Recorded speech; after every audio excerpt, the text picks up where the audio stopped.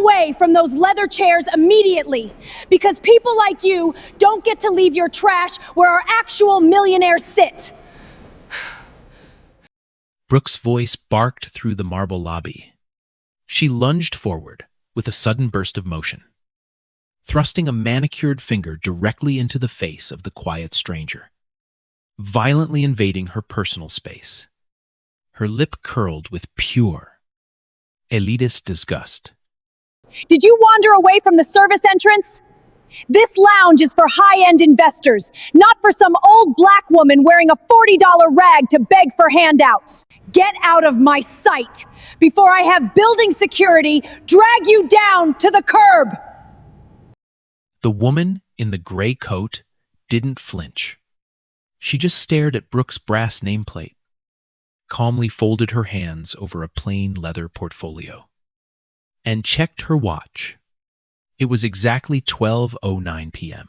What this arrogant 26-year-old receptionist didn't realize, what nobody in this multi-century wealth empire understood, yet, was that the woman she was humiliating was Adaeze Bellamy. And that cheap coat was hiding the exact $2 billion mandate this entire firm had spent 8 months begging for.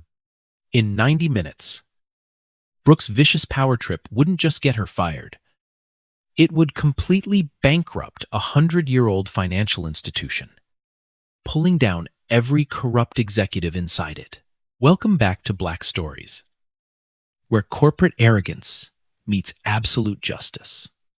Today, we unravel the shocking, system-shattering downfall of a legendary wealth firm that forgot character is measured by how you treat a stranger.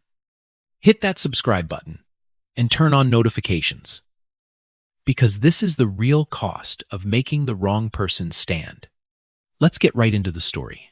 Let me take you back, because how Adaeze Bellamy ended up standing in that marble lobby in a $40 coat, taking every cut without raising her voice once.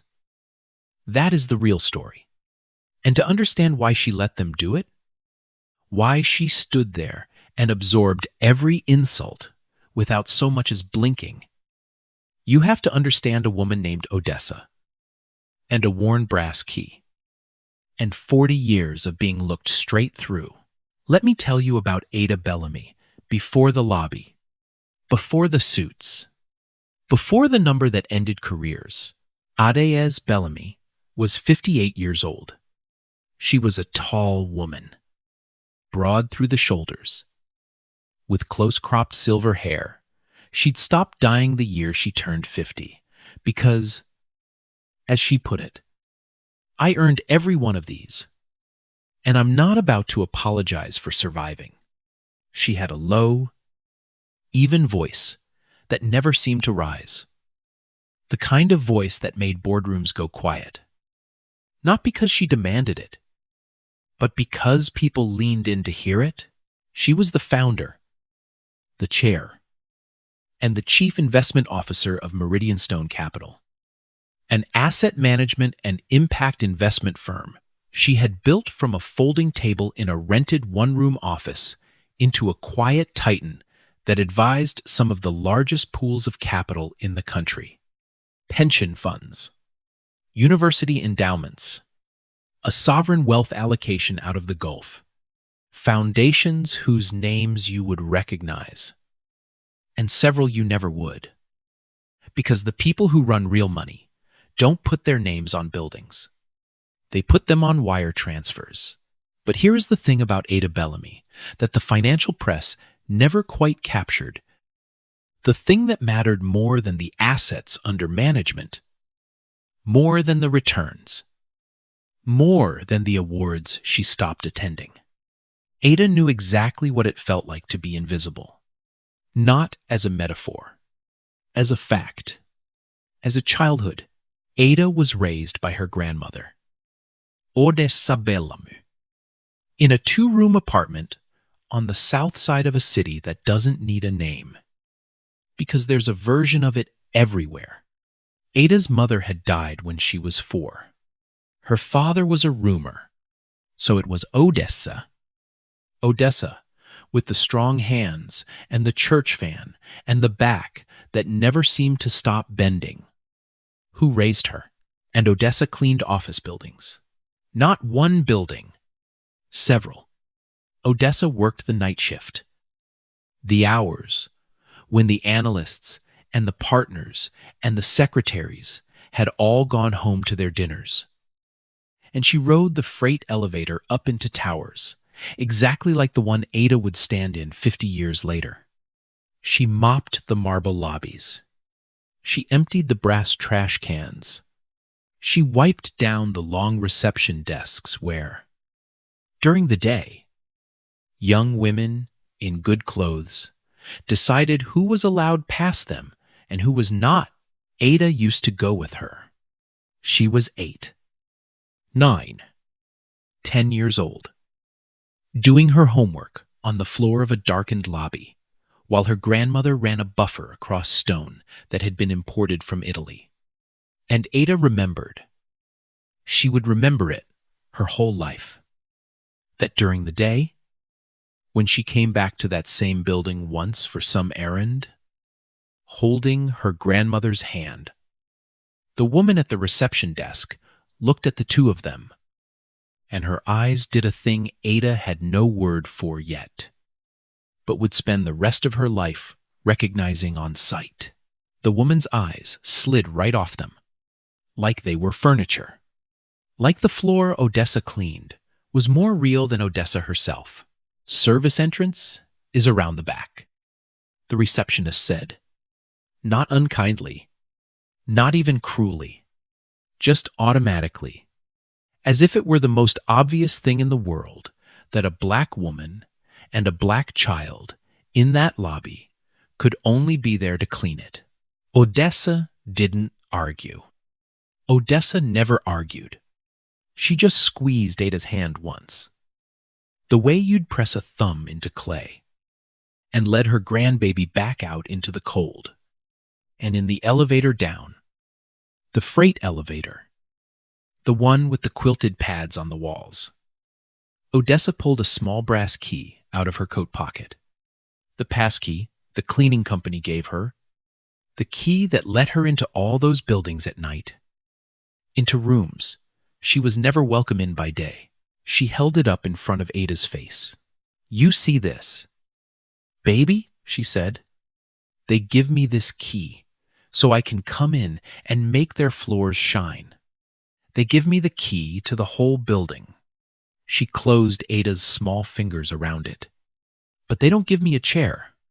You understand the difference. Ada didn't. Not at 8. One day, you will. Adaeze said, one day, you're going to walk into a building like this in the daytime, and somebody is going to look at you like you don't belong. And when that day comes, I want you to remember 2 things. You remember your grandmother had the key to every room they were too proud to let her sit in. And you remember, when you get the chair, and you will get the chair, you make sure there is room at the table for the woman holding the mop. Ada kept the key. 60 years she kept it.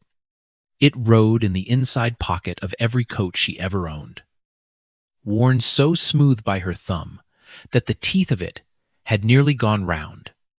She had it the day she got her scholarship. She had it the day she was the only black woman in her business school program of 400. She had it the day a managing director at her first firm told her, in front of the whole desk, that she'd been hired because, and I am quoting him, the optics were good for the fund. And she had smiled and said thank you and gone into the bathroom and pressed that key into her palm until the pain in her hand was bigger than the pain in her chest. She had it the day she walked out of that firm and started her own. Let me tell you about that day, because it is the spine of everything she became. Ada was 31. She had spent 9 years at a white shoe investment firm, being the best analyst on every desk she touched, and the most invisible person in every room she entered. She watched men, she had trained get promoted over her. She watched her own ideas get repeated. 6 minutes later, in a slightly deeper voice, by a colleague who would then collect the credit and the bonus. She had been the firm's favorite photograph, trotted out for the brochure. The recruiting dinner, the diversity panel, and the firm's least heard voice in every meeting that actually decided anything. The day she left, she had brought the partners a strategy. A real one? A way of allocating capital that priced in the things the firm's models ignored. Long horizon risk. Governance. The difference between companies that treated people like assets and companies that treated them like costs. The managing partner had listened with a tolerant half-smile, and at the end he had said, "It's a sweet idea. Very you. But that's not how the real money thinks." And then he had patted the table twice, the way you'd pat a dog, and moved on to the next item on the agenda. That's not how the real money thinks. Ada went home that night, sat at the kitchen table in her small apartment, and set the brass key down in front of her. She thought about her grandmother riding the freight elevator up into towers full of men who decided what the real money thought. And she thought, then I will go find out what the real money thinks. I will go become the real money. And when I am, I will prove that the way it thinks is a choice, not a law. She quit the next morning. She built Meridian Stone from a folding table with 2 clients and a thesis everyone told her was naive. That dignity and discipline were not opposites. That you could build extraordinary returns on the radical idea of taking seriously the people and the risks everyone else looked straight through. For 3 years, she nearly went under. For 3 years, the real money would not return her calls. And then her thesis started being right. Then it kept being right. Then the same firms that had patted the table at her began, quietly, to copy her. By the time she was 50, the woman who had been told that's not how the real money thinks was the money, a great many other firms were desperate to manage. She never forgot the half-smile. She never forgot being the photograph, and never the voice, and she built what came next precisely so that she would never, ever hand her grandmother's name. The name of a woman looked through her whole life to an institution that would look through anyone else the very same way. Here is what you need to understand about how Adaeze Bellamy did business, because it is the whole engine of this story. It is the thing Sterling Crane never knew and could never have known, because it was the one thing about her that wasn't in any pitch deck. Ada had a rule.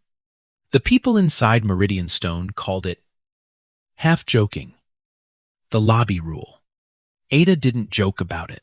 When her firm was about to place a major mandate, when she was about to hand a few $1 billion of other people's retirement, other people's tuition, other people's futures, to an outside institution to manage, she did not finalize the deal in a boardroom. She did not finalize it over a steak dinner, with the senior partners performing their charm. She did the numbers. Yes, her team ran the diligence, the track record, the risk models, the fee structures, all of it, for months. That was table stakes. That just got you to the final round.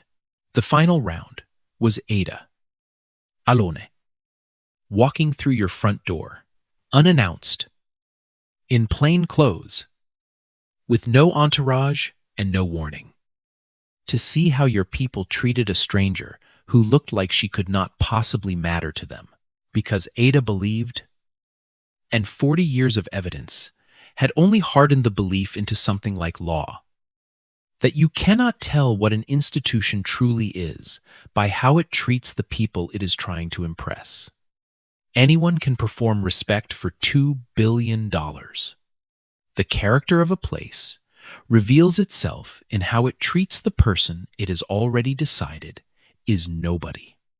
The courier, the cleaner, the woman in the cheap coat with no appointment that anyone bothered to verify. Money behaves. Ada used to tell her young analysts, money is on its best behavior when it knows you're watching. I am not interested in how a firm behaves when it is watching its money. I want to know how it behaves when it thinks nobody who matters is in the room. Because that is who they will be when they are managing your grandmother's pension and they think your grandmother will never know. There was a clause to match the rule. Ada's lawyers had written it into the mandate documents, and the institutions she advised had signed it gladly, because Ada's returns made everything easier to sign. It was officially titled the Stewardship and Conduct Covenant. Internally, everyone called it the Dignity Clause. In plain English, it said this: Meridian Stone reserved the absolute and unreviewable right to withdraw any mandate, at any stage, up to and including the moment of signing. If in the chair's sole judgment, the receiving institution demonstrated a pattern of conduct inconsistent with the basic dignity owed to all persons, regardless of their apparent status, race, or station, no appeals, no cure period, no second chances. The partners at the firms who chased Ada's mandates knew the clause existed. They had read it. Their lawyers had flagged it. And to a man, and it was almost always a man, they had laughed it off as boilerplate. Soft language. A diversity thing. A box she liked checked. The kind of clause rich people put in contracts to feel good about themselves. The kind that never actually does anything. They had no idea it was a loaded gun. So that is the setup. That is the powder keg. Now let me bring you to the building. And the 8 months of work. And the morning the wrong receptionist met the right stranger. Sterling Crane Wealth Partners occupied the top 11 floors of a tower downtown. The kind of tower where the lobby alone is designed to tell you, the second you walk in, exactly how much you do or do not belong. Black marble, a water feature that cost 6 figures and served no purpose but to whisper the word expensive at everyone who passed it. A reception desk, the length of a small yacht, staffed by young people hired in part for how they made the firm look. Sterling Crane was 104 years old. It had been founded by a man named Cornelius Sterling in an era when the word partner and the word white and the word man were understood to be the same word, and while the firm had, over a century, technically updated its language, it had never quite updated its instincts. The portraits in the partners' dining room were all of one kind of face. The client list, for most of its history, had been the same. Sterling Crane managed old money for old families, and it had built its entire brand on the comforting, unspoken promise that when you walked through those doors, you would be among your own kind. That promise had started, lately, to cost them. Here is what the marble didn't show you. Sterling Crane was in trouble. Quiet trouble. The dangerous kind. For 3 years, their performance had lagged. 2 of their largest legacy clients, a railroad family and a shipping fortune, had died off. The grandchildren had taken their money to flashier firms, and the assets under management had been bleeding out a little faster every quarter. They had over-leveraged into a real estate fund that went sideways They had a liquidity problem. They were papering over with the firm's own capital and a credit line they had nearly maxed. What Sterling Crane needed, what they desperately, existentially needed, was a big, sticky, long-duration anchor client. A mandate so large and so patient that its mere presence on the books would stabilize everything, reassure the credit line, and let them tell the world they were stronger than ever. They needed a whale. And 8 months ago, through an introduction Preston Sterling had spent considerable effort engineering, a whale had appeared, a foundation, a $2 billion foundation, run conservatively, looking to move a significant allocation to a new outside manager. The foundation's representatives had reached out through intermediaries, a placement agent, then a small diligence team, then a buttoned-up family office type named Mr. Reyes, who handled the relationship and seemed to speak for the principal, but never quite produced. The principal, Preston Sterling III, had courted that mandate like a man courting a fortune he intended to marry. He flew the diligence team to the firm's box at the Symphony. He sent the placement agent a watch. He prepared decks until 2 in the morning. He learned everything about the foundation he could, its conservative mandate, its long horizon, its insistence on this odd stewardship and conduct covenant that his lawyers grumbled about and he overrode. Because at $2 billion, you sign whatever the clause says. The clause is nothing. The clause is a feeling. He knew the foundation was called the Adaeze Bellamy Foundation. He had seen that name 1,000 times across 8 months of documents. What he had never managed to learn, what Mr. Reyes had very deliberately, on the chair's instructions, never quite revealed, was that the chair of the Adaeze Bellamy Foundation, the woman whose single signature controlled all $2 billion and the dignity clause attached to it, was a black woman named Adaeze Bellamy. The foundation was named for her grandmother. She was the principal. She had been the principal the whole time. And today, the day of the final presentation, the day Preston had champagne on ice and the founding partners flying in to close the most important deal of the firm's modern history. Today, Adaeze Bellamy had decided to apply the lobby rule. She had told no one at Sterling Crane she was coming early. She had told her own people only this. In an email sent at 6 that morning, hold the 2 o'clock. I am going up at noon. Alone. Let's see who they really are. Adaeze Bellamy arrived at 4 minutes past noon, wearing a gray wool coat she had owned for 9 years. Sensible flat shoes. And no jewelry, except a thin watch, and in her inside pocket, where it always was, a worn brass key. She had taken the train. She carried a slim leather portfolio under one arm, the kind of plain folder a paralegal might carry, or a courier, or a woman delivering documents. She had, of course, dressed for exactly this. Ada knew precisely what she looked like. She had spent her whole life knowing precisely what she looked like to people like the ones upstairs. She was not naive about it. She was weaponizing it. She crossed the black marble. Her flat shoes made almost no sound. She passed the 6-figure water feature, and she walked up to the long reception desk, where a young woman named Brooke Whitford sat behind a screen, framed by fresh white orchids, wearing the careful blandness of someone whose job is partly to be a velvet rope. Good afternoon, Ada said. I'm here for a 2 o'clock with Sterling Crane. I'm a few minutes early. I'm happy to wait. Brooke looked up, and Ada watched it happen.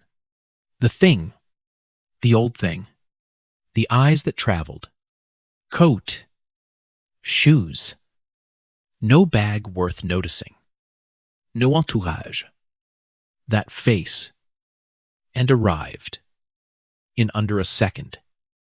At a conclusion, Ada had watched this exact calculation run behind 1,000 sets of eyes over 50 years. She could have narrated it. Not a client. Not anyone. Probably lost. Possibly here to drop something off. Handle and remove. Are you here to deliver something? Brooke asked. Pleasant. Bright. Already reaching. In her mind. For the back exit, she would be guiding this woman toward. No, Ada said. I have a meeting. With the eyebrow. The little lift of the chin, that means we both know that's not true. With the firm, 2 o'clock. It's a fairly large meeting. I believe. Ada said it mildly. She did not say a name. She did not say a number. She had decided, on the train, that she would give them nothing to react to except her, standing there, asking for nothing but a place to wait. She wanted to see what they did with that. And nothing else. Brooke's smile thinned.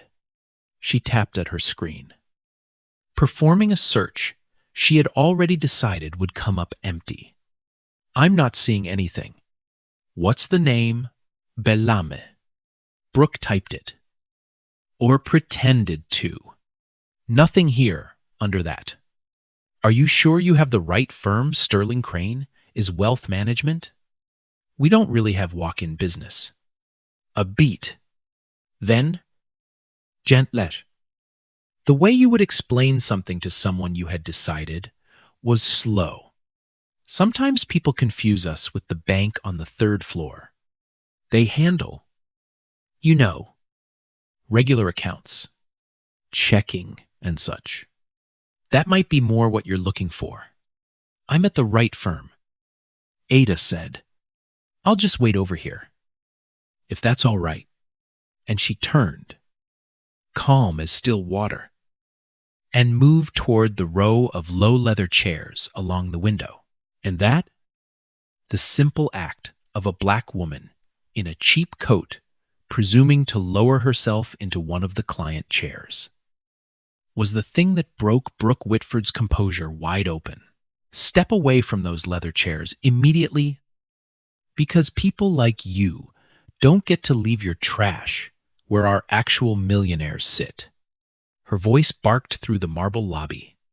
She came up out of her seat and around the desk with a sudden burst of motion, thrusting a manicured finger directly into the face of the quiet stranger, violently invading her personal space.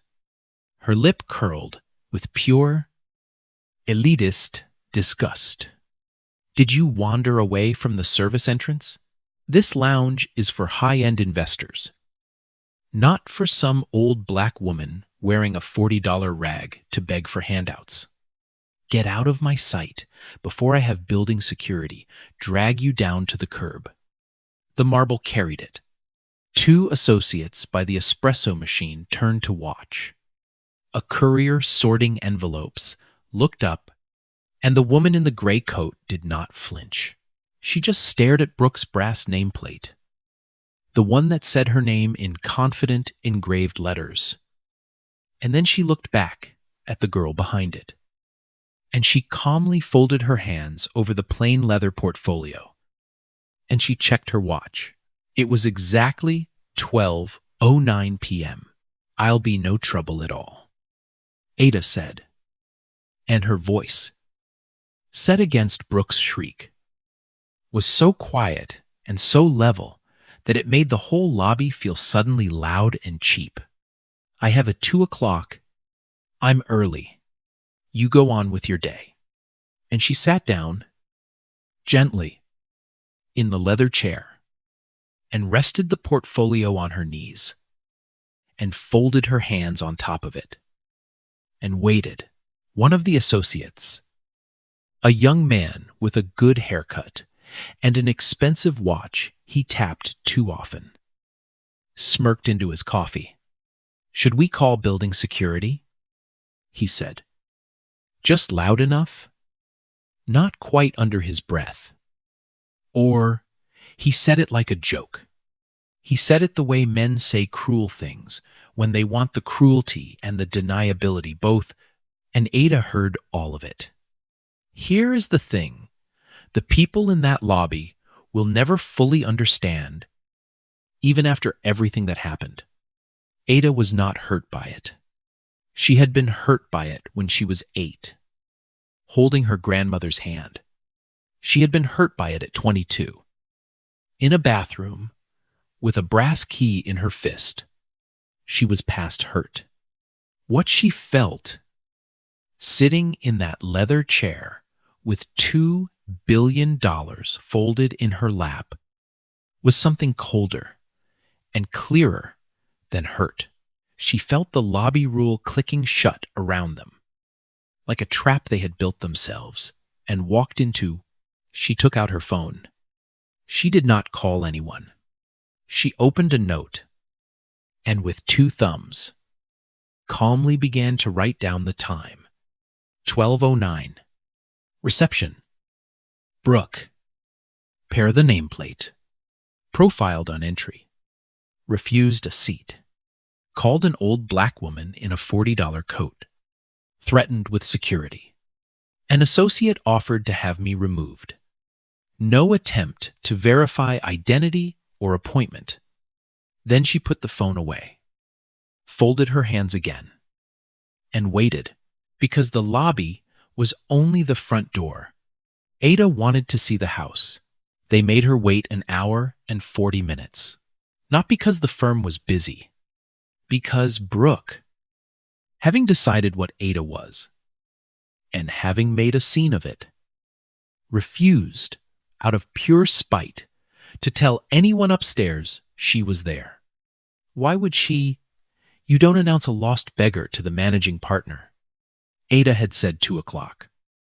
And Brooke had filed her under problem that will solve itself when she finally gives up and leaves. So Ada sat, and the firm went on around her, performing itself, unaware it was being graded. And Ada watched everything. She watched a white couple in their 70s arrive at 20 minutes to 1. Silver hair, camel coats, the soft confidence of people who have never once in their lives been asked if they were in the right place.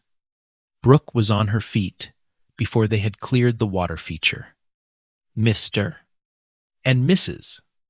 Aldrich. Welcome back. Can I get you anything? Coffee. Sparkling water. Mr. Crane is so looking forward to seeing you. She walked them personally to the good chairs. The same chairs she had just screamed at Ada for touching. She brought them sparkling water in real glasses. She did not ask them for a name or an appointment. Because their faces were the appointment, Ada wrote it down. 12:40.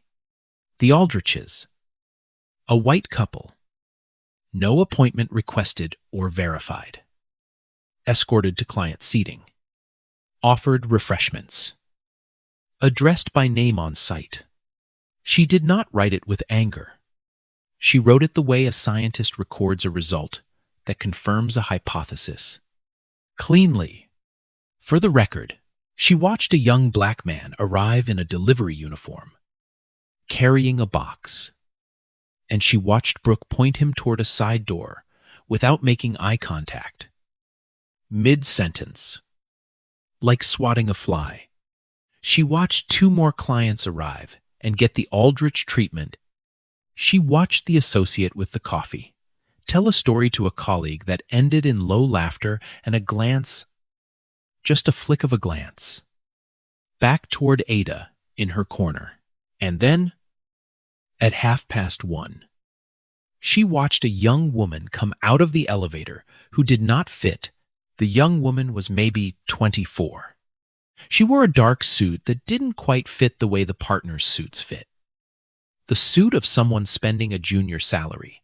To look the part, she had a stack of binders in her arms and a visitor's pass lanyard she had forgotten to take off, marking her as junior, as not yet anyone. Her name, Ada would learn, was Maya Okafor. She was a first-year analyst. 11 months into a job she had fought her way into, from a state school and a single mother, and a great deal of pride. Maya crossed the lobby toward the printing alcove. And as she passed the window chairs, she slowed. She saw Ada, a black woman, older, well-spoken looking, sitting alone in the cheap coat and no water spot, with the slightly too still posture of someone who has been waiting too long and is too dignified to complain. And Maya did a thing nobody else in that lobby had done in an hour and 40 minutes. She made eye contact, and she frowned. Not at Ada, at the situation. "Ma'am, have you been helped?" Maya asked. "Have you been waiting long? Can I get you some water?" Ada looked up at her, and something in her face softened by a degree. "That's kind of you," she said. "I'm fine. I have a 2:00. I'm just early." Maya glanced at the reception desk, where Brooke was now laughing at something on her screen. Oblivious. Maya glanced at the empty, glassless table in front of Ada. She did the math, and her jaw did a small thing. And she said, "Let me at least get you a water." And she set her binders down on a chair and went and got it herself. From the good pitcher, in a real glass, and brought it back and set it on the table in front of Ada, and said, "Someone will be with you soon. I'm sure of it." She had no idea who Ada was. That is the whole point. She got her the water anyway. Ada took the glass.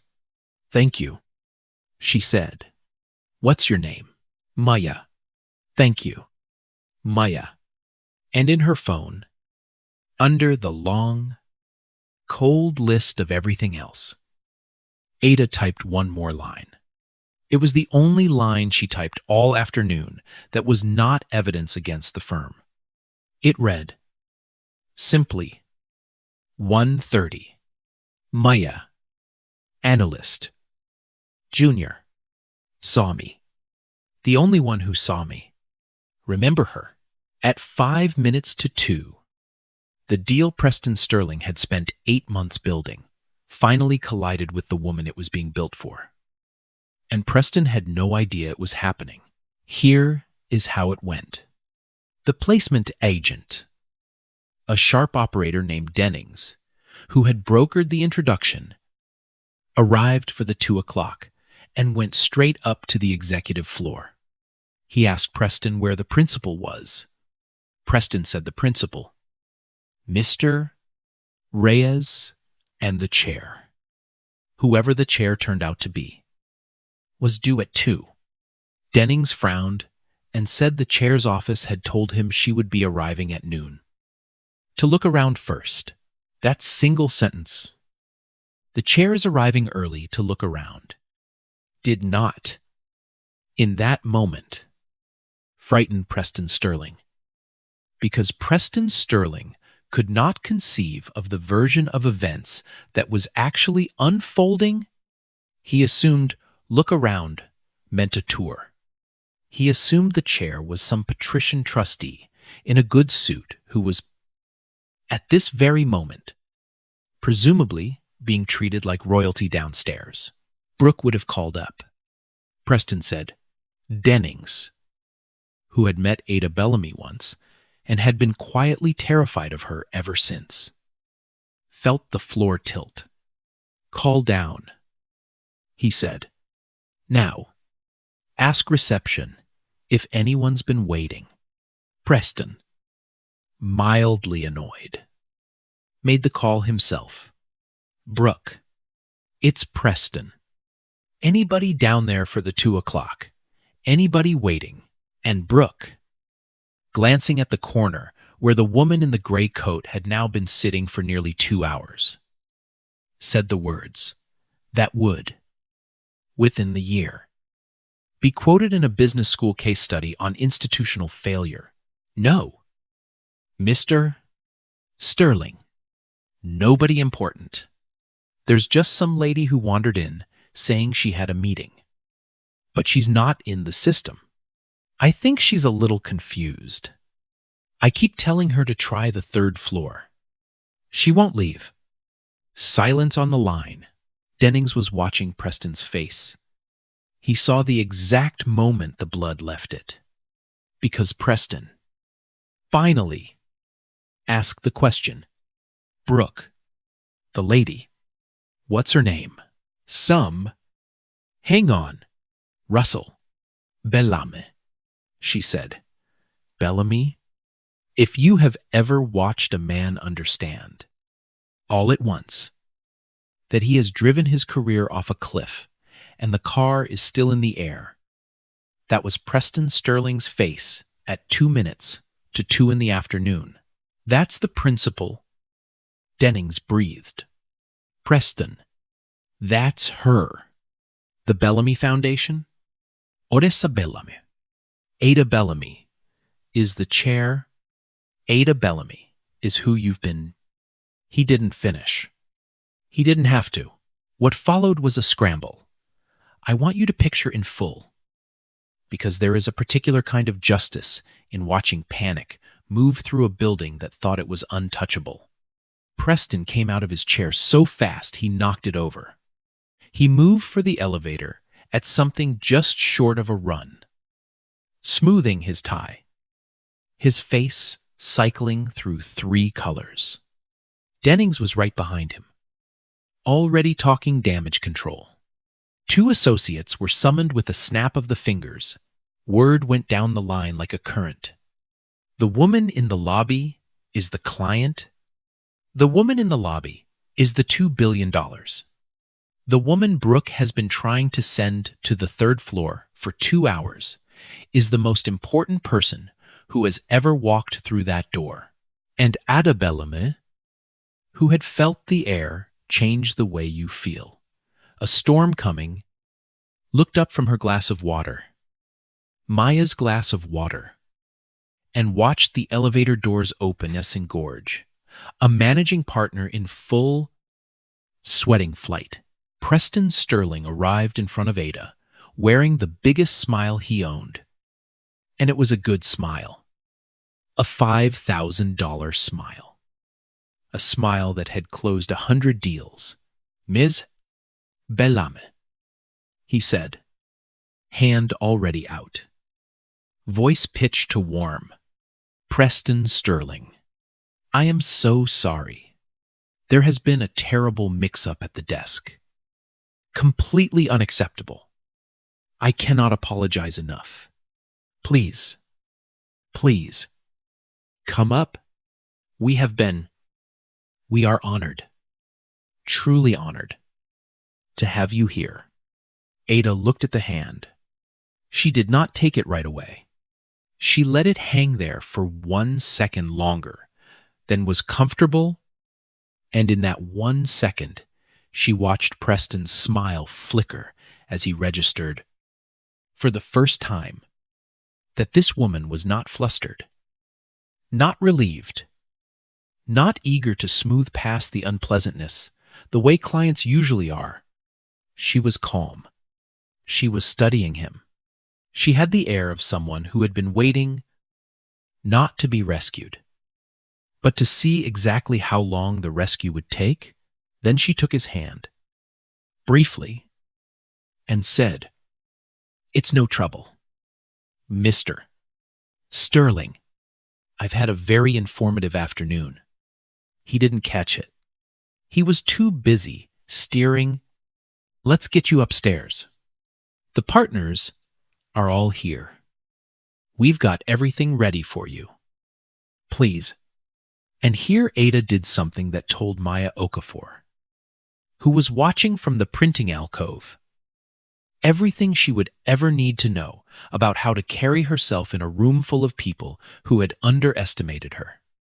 As Preston guided her toward the elevator, past the reception desk, where Brooke was now standing rigid and white-faced, having just understood the size of her mistake, Ada stopped. She turned. She looked directly at Brooke, with no anger and no warmth. Just a clear and level attention that was, in its way, more devastating than any outburst could have been. You were very certain about who I was, Ada said quietly. I'd like you to remember how certain you were. Then she turned and let Preston walk her into the elevator. And Brooke sat back down very slowly, like a woman who had just heard a door close somewhere far away. Upstairs, they had assembled the full performance. The main conference room, glass on 3 sides. The city laid out 40 floors below, like something the firm owned. The founding partners had flown in, old Walter Crane himself, the great-grandson of Cornelius, 81 years old, and treated by everyone in the room like a relic that might break. 3 other senior partners, the associate with the coffee, whose name was Trip Hollis, hovering by the wall with a laptop, trying very hard now not to be the man who had made the security joke. A spread of food no one would eat, champagne, hastily moved out of sight, because someone with a brain had realized that opening champagne before the deal was the kind of thing this client might not love. They sat Ada at the head of the table. Of course they did. Now that they knew, and Preston Sterling launched into the pitch of his life. He was good. I will give him that. He talked about the firm's century of stewardship, its discretion, its white glove service. He talked about how Sterling Crane did not just manage money. It managed legacies. It managed families. And the Adaeze Bellamy Foundation would be welcomed not as a client, but as family. He used the word family 11 times.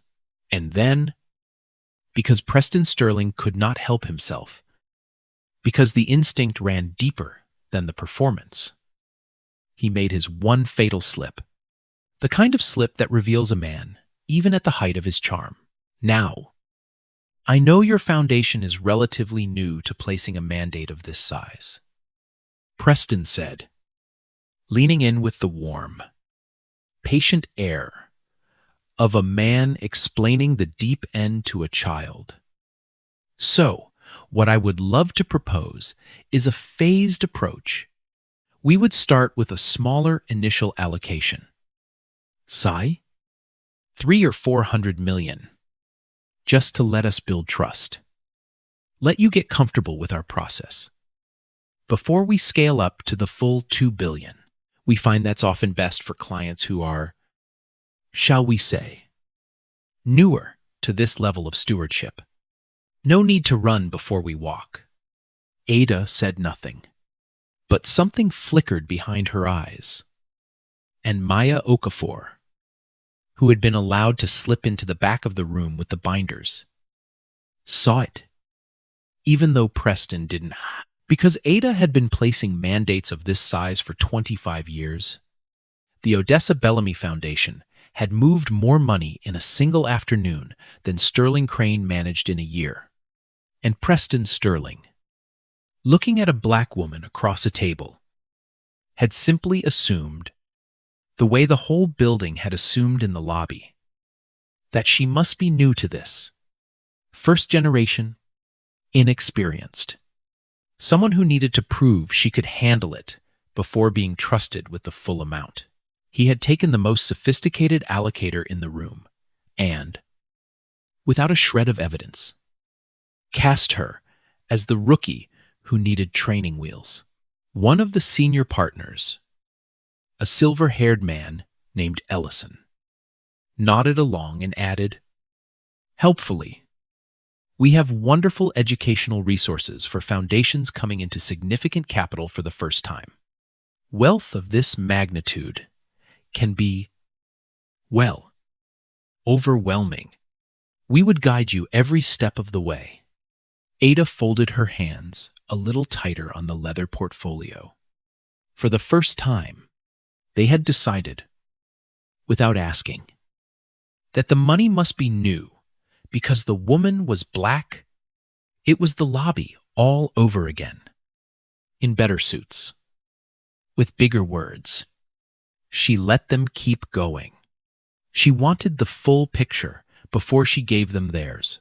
Preston talked about the dignity clause.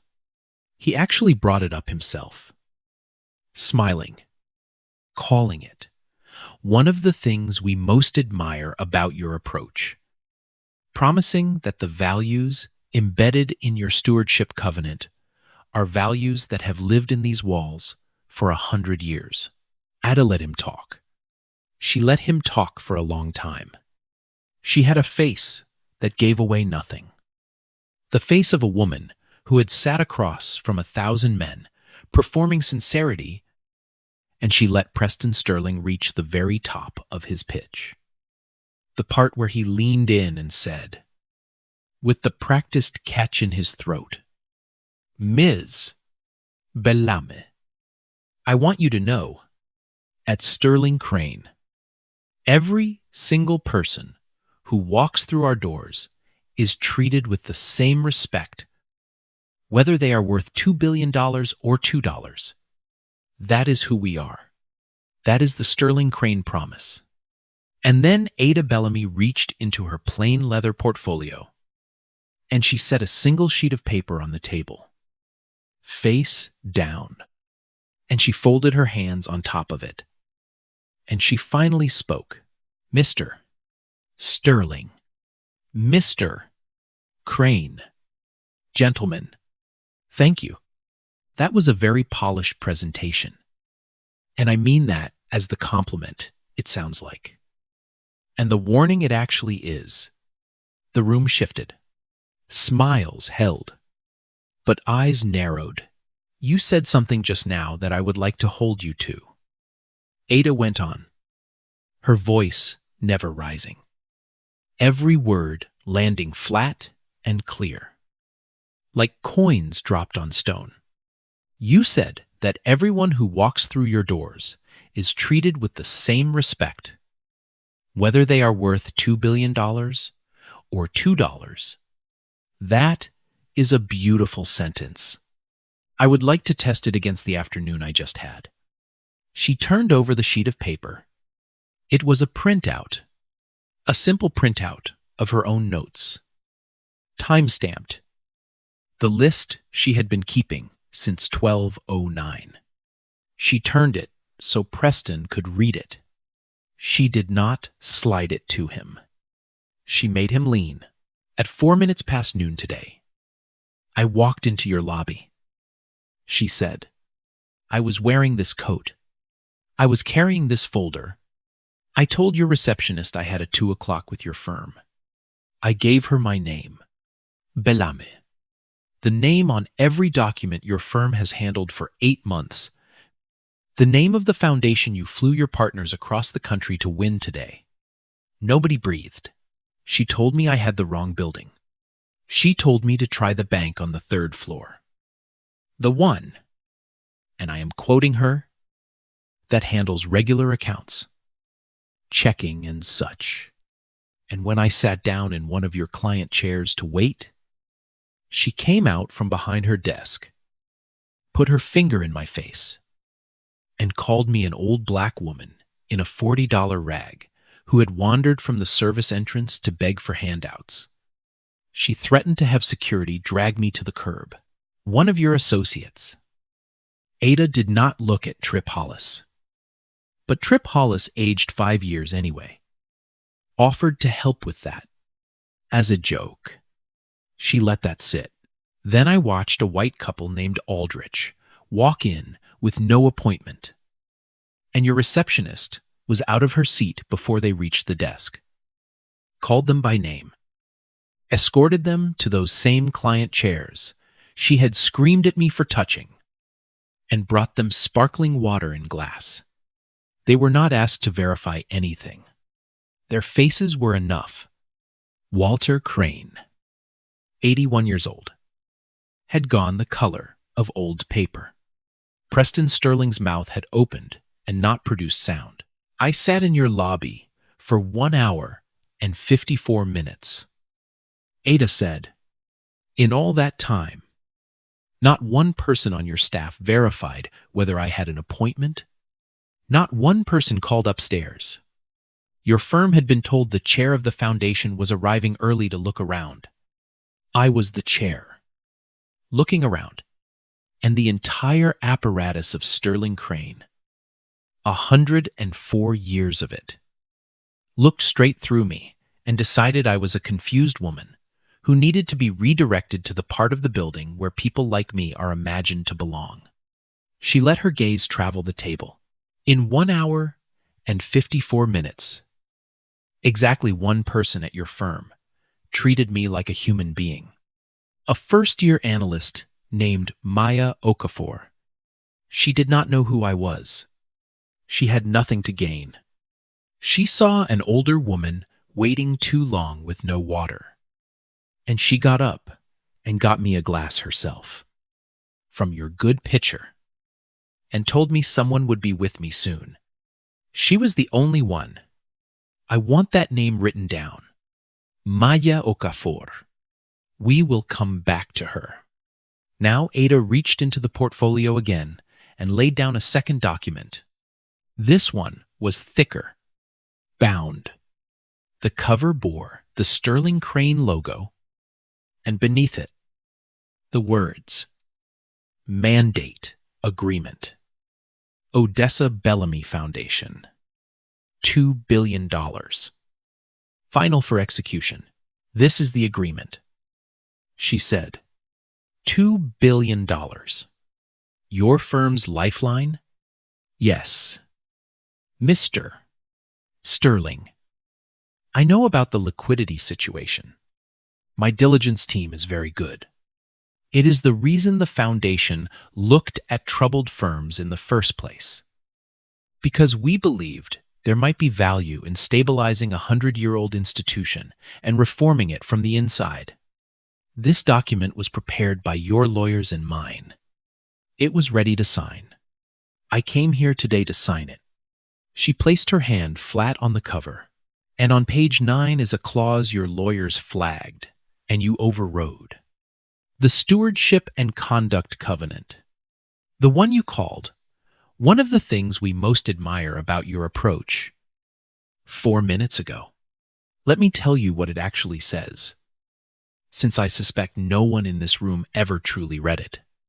It says that I, not a committee, not a court, I may withdraw this entire mandate at any moment, up to and including signing, with no appeal and no second chance. If I judge that your institution treats people without dignity based on who they appear to be. She looked up. She looked at every face at that table, one at a time. Slowly, the way her grandmother used to look at a floor she was about to make shine. Gentlemen, you just spent 2 hours showing me exactly who you are when you think the person in front of you is nobody. And I believe you. I believe you completely. So, I am not going to sign this. For a moment, nobody moved. $2 billion sat on the table between them, like a body. Then the room broke. And it broke in the way rooms break when powerful people feel power leaving them, not with dignity, but with scrambling. Preston Sterling found his voice first. And it came out wrong, came out fast, and high, and pleading, all the polish gone. Ms. Bellamy. Ada, please. This is one receptionist. One girl having a bad day at a desk. That is not the firm. That is not us. You cannot judge 100 years of this institution by one mistake at a front desk.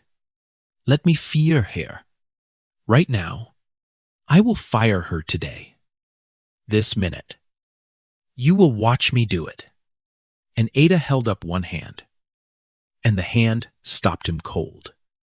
And what she said next is the part of this story I most want you to carry with you.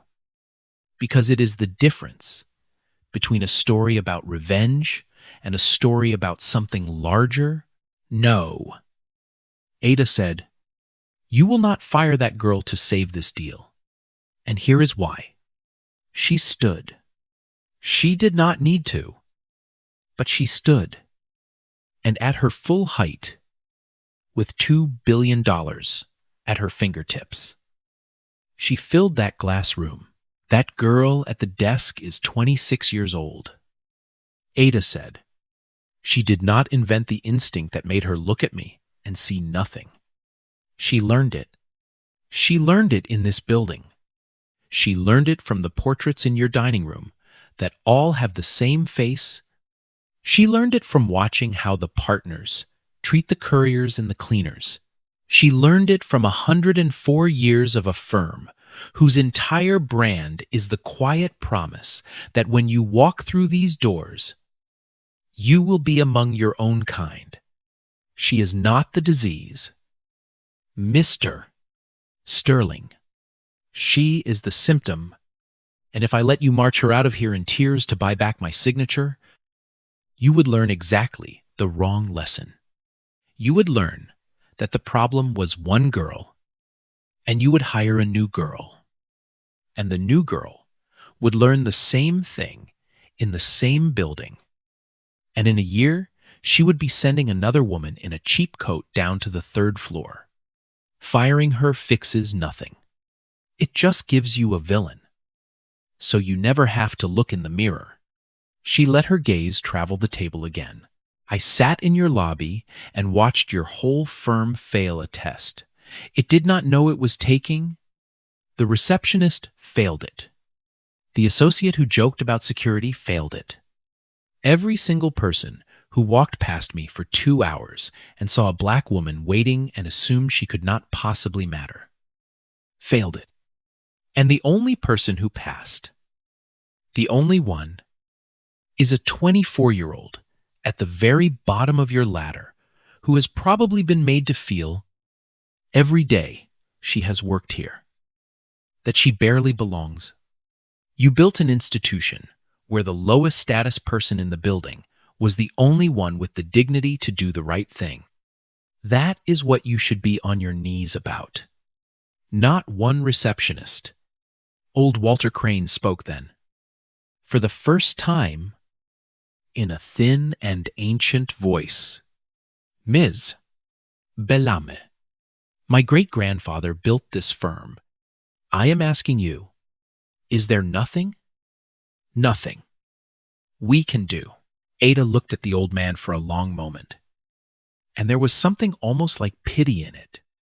But it was the cold pity you feel for a thing that has had 100 years to change, and chose not to. "You cannot do anything to make me sign this today."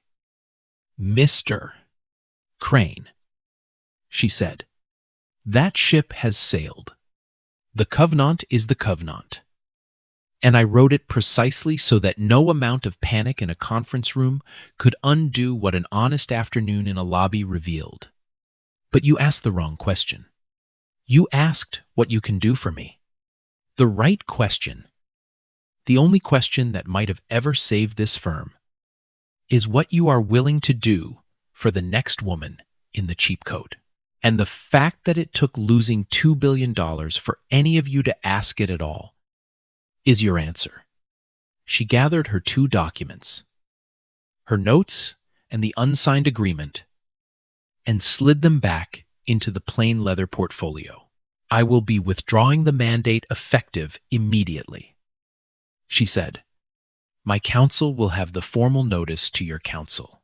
Within the hour, I would suggest you spend the rest of today not chasing me, but preparing your clients and your credit line for the news. You will want to get ahead of it."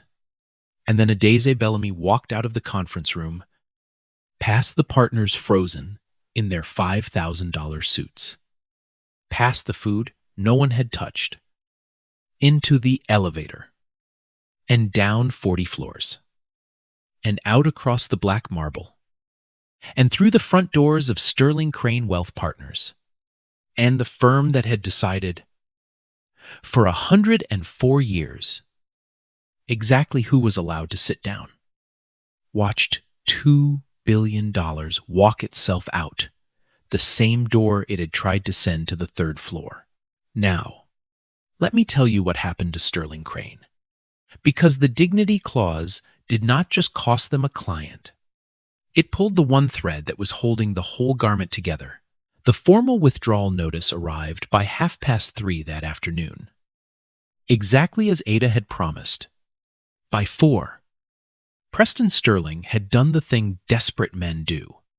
He tried to go around the founder. He called Mr.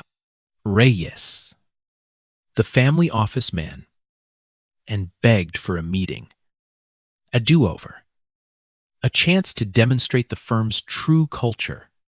Reyes, who answered to Ada, and only Ada, listened politely and said the chair's decisions under the stewardship covenant were final by design, and that he was sure Mr.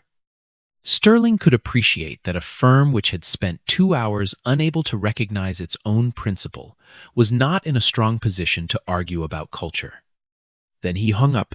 By that evening, the math had begun to do its work. Here is what Sterling Crane had been hiding behind the marble. They had been counting on the Bellamy mandate to anchor their books, reassure their lenders, and buy them 18 months to fix the real estate fund that was bleeding them. The deal had been so close to certain that they had, quietly, already told the lender it was coming. They had borrowed against a signature they did not yet have, when the signature did not come. When, instead, word reached the credit committee that the anchor client had walked in person on a conduct clause, the lender did the only sensible thing.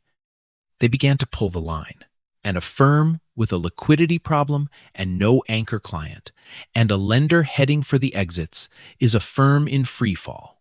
It did not take long. These things never do. Once the marble cracks, within 3 weeks, 2 more clients, sophisticated families who heard whispers in the way that money always hears whispers, quietly moved their assets elsewhere, citing portfolio rebalancing. Within 6 weeks, the leaked story of what had actually happened in that lobby. And someone did leak it. We will get to who had moved from industry gossip to the financial press. Within 10 weeks, the firm that managed legacies could no longer manage its own, and the partners did what partners do. They turned on each other. And then they turned on the man at the top. Preston Sterling had staked everything. His reputation, the firm's solvency, the partners' trust. On the Bellamy mandate, he had personally overridden his own lawyers on the dignity clause. He had personally told the lender the deal was as good as done. And so when it all came apart, the partnership did what 104 years of self-preservation had trained it to do. It found a villain. And the villain was Preston. There was a vote. It was not close. Preston Sterling III, managing partner of a firm older than his family's grip on it, was removed. His name, which had been on the door beneath Crane's for 30 years, was taken down. The official statement used the phrase to pursue other opportunities, which is the language institutions use for a body being carried out. Walter Crane, 81. Lived to watch the firm his great-grandfather built get sold for parts to a larger competitor at a price. The financial press, with a cruelty all its own, described as a discount to book value. The competitor kept some of the staff and none of the name. Sterling Crane Wealth Partners, after 104 years, simply stopped existing. The marble lobby, the six-figure water feature, the long reception desk, all of it became someone else's lobby, with someone else's name on the wall. The portraits in the partners' dining room, all those identical faces, went into storage, and nobody, in the end, came to get them. I told you we would come back to the people in that lobby. Let me tell you where they landed. Because the genre of this story is justice, but the truth of it is more complicated than punishment. And Ada would want me to tell it straight. Brooke Whitford was not fired by Preston to buy back the deal. Ada had forbidden that. And in the chaos that followed, Preston had bigger fires. But Brooke did lose her job when the firm collapsed, the way everyone at the bottom loses their job when the top falls in. For a long time, she was the face of the story in her own mind. The girl who put her finger in the face of $2 billion, and she carried it the way you would carry a stone in your shoe. Here is the part most versions of this story leave out. 8 months later, Brooke wrote Ada a letter, not asking for anything. There was nothing to ask for. She wrote to say that she had spent those months thinking about the 1 second when she looked up from her desk and decided what Ada was, and that she had finally understood that the second had not started with her, that she had been doing the math the firm taught her to do, fast and certain, on 100 people before Ada, and that most of them had just quietly left, and she had never thought about them again. She wrote that she was sorry, and that she was trying to learn how to see people, and that she did not expect a reply. Ada read the letter twice. Then she wrote back 3 lines. Thank you for the honesty. The instinct you are describing is the most ordinary thing in the world, which is exactly why it is so dangerous. Spend your life unlearning it, and you will have done more good than most. That was all. But Brooke kept that note the way Ada kept the brass key. Tripolis. The associate who joked about security landed soft, the way men like Trip Hollis usually do. He got a job at another firm within a month, because the network that protects men like Trip Hollis does not collapse just because one building does. But the story followed him. In the quiet way, these things follow people. And at his new firm, he was known, behind his back, as the security guy. And he never quite understood why doors that should have opened for him did not. Some justice is loud. Some is just a name that will not wash off. And then there is the question of who told the world, because the story of that lobby did not stay inside Sterling Crane. Within 10 weeks, it was in the financial press, in remarkable detail. The timestamps, the third-floor line, the finger in the face, the Aldrich comparison, even fragments of the internal emails in which the partners, in the days after, had tried to spin the disaster. Someone on the inside had handed it all to a reporter. The firm spent its dying weeks hunting for the leak. Certain it was sabotage. Certain it was someone with a grudge or a payout. It was neither. The leak was a second-year associate, I will not give you her name, because she asked me not to, and because the not naming is the point. She had been in that conference room. She had stood against the glass wall with a laptop she was not really using. And she had watched the whole thing.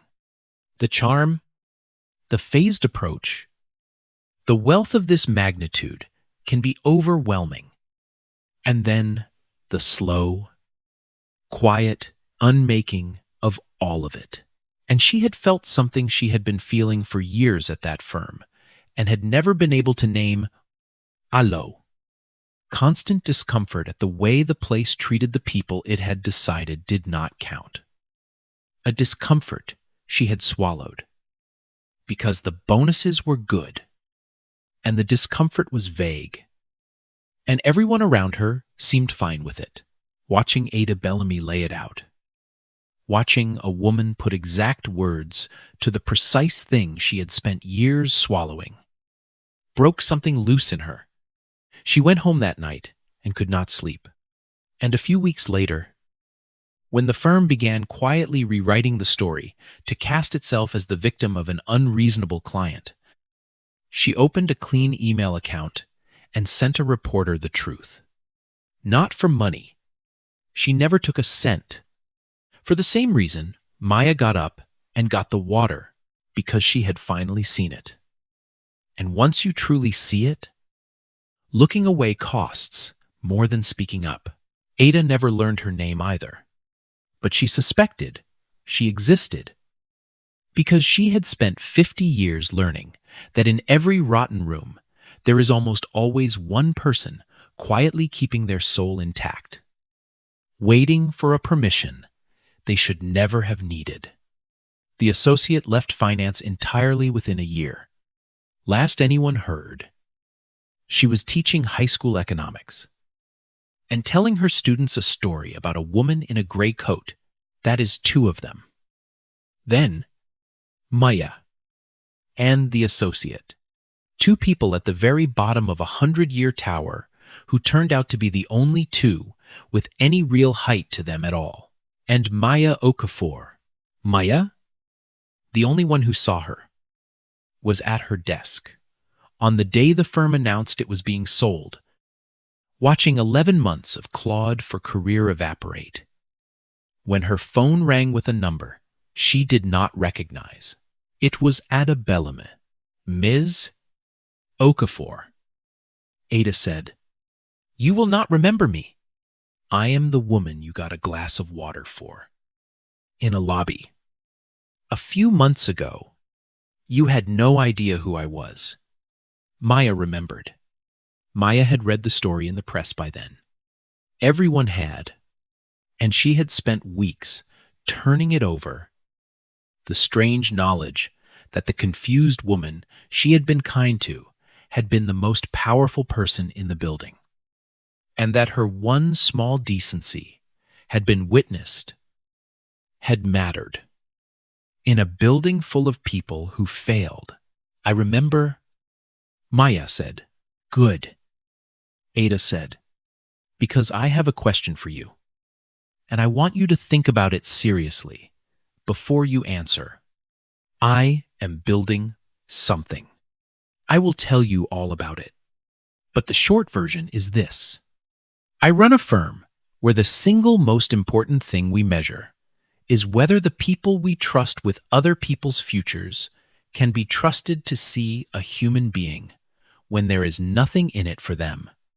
You are the only person in that entire building who passed that test, so I am not interested in your grades or your modeling skills, though I am sure they are fine. I am interested in the fact that when you saw an old woman being treated like furniture, you got up. Most people do not get up. Maya, I have spent 50 years learning exactly how rare it is. Come work for me." Maya Okafor left the wreckage of Sterling Crane and went to Meridian Stone. And she did not stay a junior analyst for long. This is the part Ada cared about most. This is the part that makes it a black story. And not just a revenge story, Because Adaeze Bellamy did not build her life to destroy one firm. Destroying Sterling Crane was a Tuesday. What she built next was the point in the months after the collapse. The story of the lobby. The woman. The cheap coat. The 2 hours. The finger in the face. The $2 billion that walked itself out the door became a kind of parable in the financial world. It got taught in business schools. Exactly as I said it would. It got argued about on panels. And the most common reaction from the powerful men who run the money was a nervous, defensive version of Preston's plea. That was one firm, one bad apple. That is not us. Ada had spent her whole life being told the problem was always one bad apple. Never the orchard.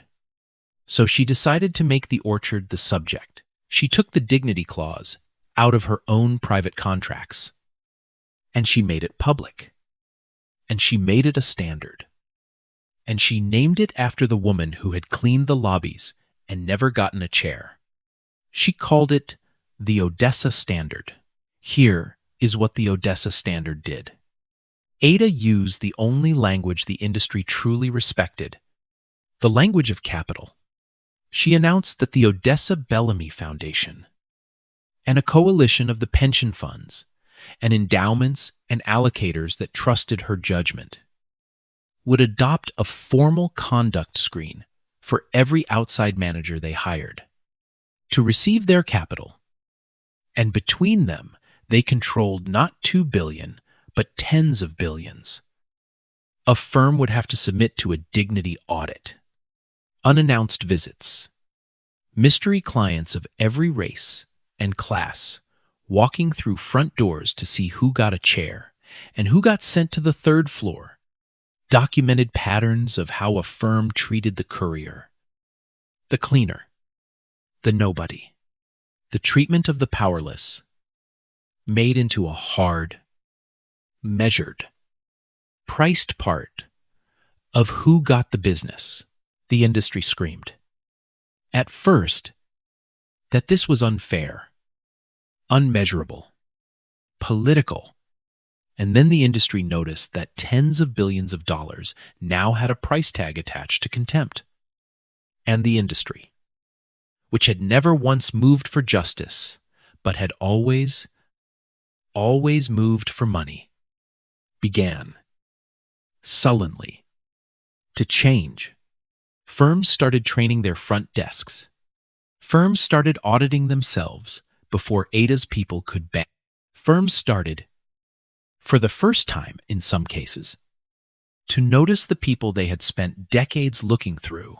There was a firm in Chicago, old, proud, the kind of place that had a portrait wall of its own, that fought the Adaeze Standard hardest. They called it a shakedown. They called it racial politics, dressed up as diligence. They refused to submit to an audit on principle, and they lost a state pension mandate over it. $4 billion to a competitor who had agreed to the screen without blinking. 6 months later, they called Meridian Stone and asked, very quietly, what they would need to do. The managing partner who made that call had spent an entire career insisting his firm did not have a problem. He retrained every employee who touched the front of the house. He instituted unannounced reviews of his own people. And he told a trade publication, in an interview that cost him a great deal of pride, that the single most uncomfortable thing he had ever done in 40 years of finance was sit down and watch the footage from his own lobby. Courier after courier, applicant after applicant, treated like an interruption, and realize he had been walking straight past it the whole time without ever once seeing it. I thought we were a meritocracy, he said. Turns out, we just had very good manners for people who looked like us. It was not a conversion. Ada did not believe in conversions. It was a man who had been made to keep his eyes open long enough that, against his own resistance, the seeing finally came and multiplied across an industry. 1,000 small, reluctant seeings add up to something a sermon never could. A changed default. A world where the woman in the cheap coat gets the chair, not because someone's heart suddenly grew 3 sizes, but because the cost of the old reflex had finally climbed too high to keep paying. That, Ada would tell you, is how the world actually moves. Slowly, expensively, against its own will. Most days. But it moves, and the public face of the Adaeze Standard, the person Ada sent to run the audits, to walk into the marble lobbies in a cheap coat and a visitor's lanyard and see who got up, was Maya Okafor, the girl who got the water, the only one who passed. Within 3 years, she was a partner at Meridian Stone and the director of the Adaeze Standard, and she walked into the front doors of the most powerful firms in the country. And she watched how they treated her before they knew who she was. And she decided who was worthy of other people's futures. The lowest status person in that old building became the one who held the door, or did not. For everyone who came after, that is not an accident. Ada built it on purpose. That was the whole point of the brass key. I want to take you to one last place, because there is a coda to this. And it is the reason I wanted to tell you this story at all. About a year after Sterling Crane stopped existing, Adaeze Bellamy bought a building. It was not a flashy acquisition. It did not make the papers. It was an older tower downtown. Well located. Solidly built. The kind of asset her firm bought all the time. But Ada handled this one personally. And her team did not understand why. Because on paper, it was just another building. It was not just another building. It was the building. The one with the imported marble lobby, where, 50 years before, a little girl named Ada had done her homework on the floor while her grandmother Adaeze ran a buffer across the stone at 2 in the morning. The same lobby where, by day, a receptionist had looked at a black woman and a black child and said, automatically, not even cruelly, service entrance is around the back. Ada bought it. The whole thing. The marble, the elevators, the long reception desk, the freight elevator with the quilted pads that her grandmother had ridden up into the dark 1,000 times. And on the day the sale closed, Adaeze Bellamy walked into that lobby, in the daytime, through the front door, and she stood for a long time in the middle of the marble her grandmother had cleaned. An old woman now herself? And she took out of her inside coat pocket a small brass key, worn smooth as a river stone. She had had a plaque made. It was already up on the wall by the reception desk. Bronze letters on stone. It read, "The Adaeze Bellamy Lobby," and beneath the name, in smaller letters, were words Ada had written herself. The words her grandmother had said in a freight elevator 60 years before. They gave her the key to every room. They were too proud to let her sit in. She made them shine anyway. Sit down. There is room for you here. There were chairs in that lobby now. Good chairs. Real ones. And a sign by them that said, simply, for everyone. And Ada had given instructions, written into the building's operating policy, that the people at the front desk of that building were to greet the courier and the cleaner and the stranger in the cheap coat, exactly as they greeted the man in the camel coat, and that anyone found doing otherwise would answer for it. She had named the policy too. The whole industry knew it by now. She held the brass key in her open palm and looked at it. And then she did the only thing she had come to do. She set it down, gently, on the small ledge beneath the plaque, beneath her grandmother's name, in the lobby her grandmother had cleaned, and could now, at last, have sat down in.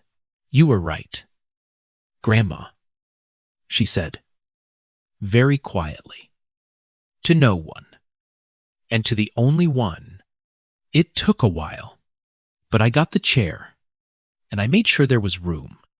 Then Adaeze Bellamy walked out the front door of her own building, into the daylight, and went back to work. Because there were a great many more lobbies in this country, and a great many more women in cheap coats being sent to the third floor. And she did not intend to stop until the seeing was as ordinary as the looking away had once been. Now, let me tell you what is real, and what is not, because you deserve the truth. Adaeze Bellamy is fiction. The brass key, the dignity clause, the $2 billion that walked itself out of a marble lobby. That is a story. I made it for you. And I made it because I wanted you to feel, just for a few minutes, what it would be like if the world worked the way it ought to. If dignity were powerful enough to bankrupt the people who refused to extend it. But the second of it, the real second, the 1 second this whole story turns on, that part is not fiction. That second, when someone looks up from a desk, or across a room, or down a sidewalk, and sees a person, and decides, in less than a heartbeat, that the person does not matter, cannot matter, is not worth a chair, or a glass of water, or a name. That second is real. It happens 10,000 times a day in this country. It happened to somebody's grandmother last night, cleaning a lobby she is not allowed to sit in. It probably happened to someone you will pass tomorrow. And here is the thing the story is really asking you. In that whole marble lobby, 104 years of an institution, dozens of people walking past for 2 hours. Only one person got up, one junior analyst, with everything to lose and nothing to gain, looked at a woman being treated like furniture and decided she was a human being, and got her a glass of water. Everyone else looked away. Everyone else assumed someone more important would handle it, or that it was not their place, or simply did not see her at all. So let me ask you what I asked at the start. If you had been in that lobby, not the powerful one with the secret, not the one who gets the dramatic reveal, but just an ordinary person walking through, would you have been Maya? Would you have gotten up? Or would you have walked past? The way it is so easy to walk past, telling yourself it was not your business. Because most of us will never be the person with $2 billion and a brass key. But every single one of us, every day, gets to be the person who decides whether to get up. Tell me in the comments. Tell me about a time someone got up for you when nobody else would. Or a time you wish you had. I read them. They matter to me. And if this story moved something in you, if it made you think about the people you might be looking through, do me one favor. Do not just like it. Do not just share it. Tomorrow, when you pass the person everyone else is looking past, see them. Get up. Get the water. That is the whole thing. That is the only thing. Be the one who gets up.